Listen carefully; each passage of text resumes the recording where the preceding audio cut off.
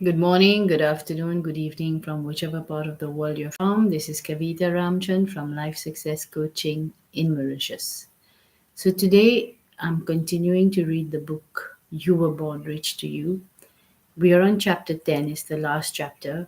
If you have missed the previous chapters, I would recommend you to go to my YouTube channel, subscribe, like, share, and watch them. First, you watch them. I like to tell people if you resonate, then you share because you want to understand that this is some a very important information. It can transform your life. It transformed my life. So I know that it has the power to transform anybody's life. And it's the right way to live. I have never seen a mentor as good as Bob Proctor who teaches the truth. If you want to learn the truth, you want to learn from Bob Proctor. There may be more teachers, but for me, he's the one who's resonated the most. So let's continue on chapter 10. It's the vacuum law of prosperity. And this vacuum law is very interesting. So we want to understand one thing here. Nature abhors a vacuum, you know. The moment you take out something from your life, it will be replaced. And it will be replaced by the same kind of something similar if you don't make a conscious decision to change you first, to change your mindset first. We will discuss this today and you understand what I'm saying. So he says here, we discussed the information summarized above for a while longer, and then Marge moved herself into action. So I'll just remind you quickly here that Bob and Marge were talking, they are cousins, and Bob was trying to help her understand that she could have a new house if she wanted to. And they were like, but we don't have the money. Bob said, you don't need any money until you make a decision. And then she said, his cousin said, it's easier said than done. I hate these curtains that are hanging here. She used the word drapes, which is another word for curtains. I just hate them. Bob said, no, you don't. She's like, of course I do. I'm tired of seeing these curtains. I really want new ones. And Bob said, no, you love them. That's why they're still here. And the husband of Marge was like, what's wrong with you? How can you even say that? It doesn't even make sense. And he was getting irritated that his wife was even listening to Bob. So when he explained that you are on the same frequency as whatever is in your environment, so those curtains are on your frequency because you are in a vibration that is keeping them there. And Marge did not know what to believe, but she said, let's take action on what you're saying." And she started removing the curtains in the living room, right? Which she had been looking at in anger for so many years. By doing this, she was immediately ridding herself of the source of so many years of frustration. For every time she looked at or even thought about those drapes, a very negative image would instantly flash across the screen of her mind.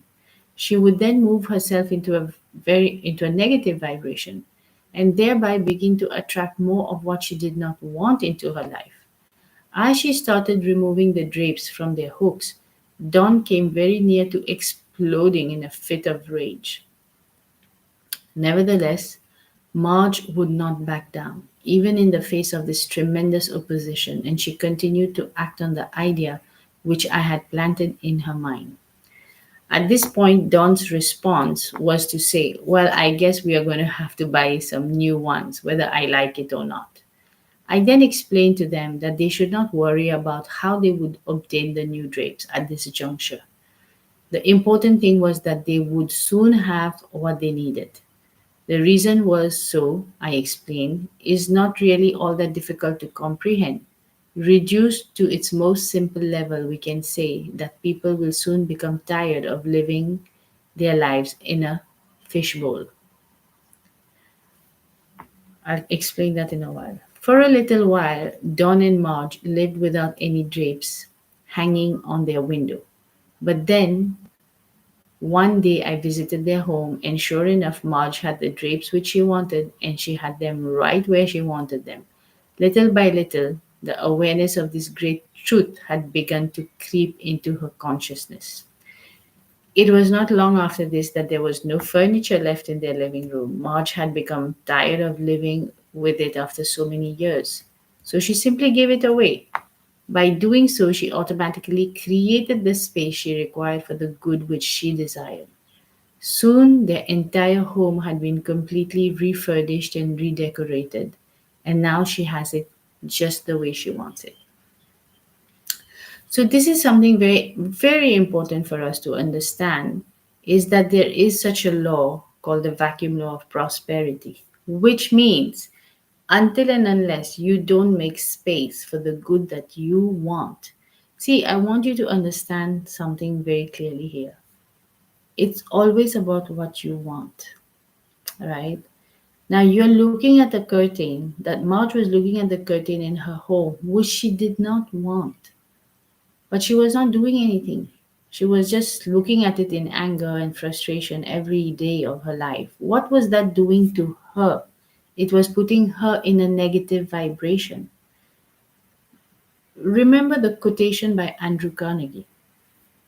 He has said this: uh, any idea held in the mind that is feared or revered will at once clot itself and come back into your life in the most convenient form.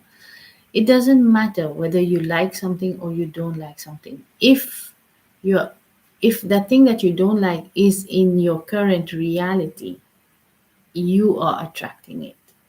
And I don't say this insensitively. I say this because I want you to understand that if you don't want it, you change your vibrations and that thing will just go out of your frequency. That's how simple it is. And yet, we don't want to change. See, in life, if you want to grow, you have to change. There's no two ways about it. We always feel that no, we are right, other people are not right. There's no such thing. Everybody who is in your life right now is on your frequency. And if you want to help them, you want to change your frequency. You cannot help them being on that same frequency. You want to raise your vibrations. This is all about energy. There's no God who's going to come and save you from your problems. You are the only problem you have, you're the only solution you have. And the solution is to change your vibrations. The moment you start to raise your vibrations, you can only attract the good that is on that vibration. Because everything is a vibration in essence. And the ones that are like, on the highest vibration are the good stuff you want in your life. And negative vibration, you cannot attract good things. I mean, everything exists. What are you attracting? There's a version of you that can attract the best of the best, and there's a version of you that can attract the worst of the worst. It's your vibration. So you want to learn, this is important knowledge. You want to learn how to change your vibrations so that you can start attracting only the good in your life. And this is a perpetual study because it takes charge of your spiritual self. Spirit is energy, you know. Spirit is pure energy. Your soul is an emotional body. It's emotions. What are emotions? It's energy in motion. So if you want to have permanent results, not results that will go up and down with things, permanent results, you want to know how you are the one creating them. And it's by your emotions. And if you don't take control of these emotions, then anything that happens outside will just make you go up and down emotionally. You need to learn how to master your own emotions. You need to be the master of your life if you want to have the results you want in your life. It's as simple as that. Either you will master your life or your life will take you for a ride. So it's your choice. We have the free will to think whatever we want to think. I'm not here to tell you how you should think, or I mean, I can show you the way of the people who have done it. But I'm not yet, I cannot force anybody. I cannot do it for anyone. They have to do it. I cannot even do it for my own children. Each one has complete meritocracy. We need to make our own decisions, and we need to uh, implement, take action on what we decide. And you know what? I would say this is something that's so important because anger has as if grown in proportions in the world today. Everybody seems to be fighting with each other. We don't need to. We just need to take control of our own mind, and everything, and the world will be at peace sooner than later. And it's each one's work in the world. I can show you the way, because it will come to a point where you get tired of being in a state of anger all the time. I mean, why I'm saying that is because I came out from that state, and I know I'll never go back there because I know what it can do. It will do to my vibrations. So I keep my vibrations always positive because I want to attract the good stuff in life. So there, it doesn't have to be rocket science, it's very, very simple. And in one word, just be happy all the time. Make sure your happiness is your priority. So I was trying to say that about that fishbowl. When you're in a fishbowl for a long period of time, you start to suffocate.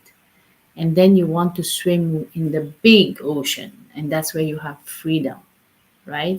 So it's exactly like that. If we stay in that same environment, we cannot grow. I'm not saying you should move environment. I'm saying you should make space in your environment for the good that you desire, and it will come to you. So thank you very much for being here, and I will see you on Tuesday. Bye bye.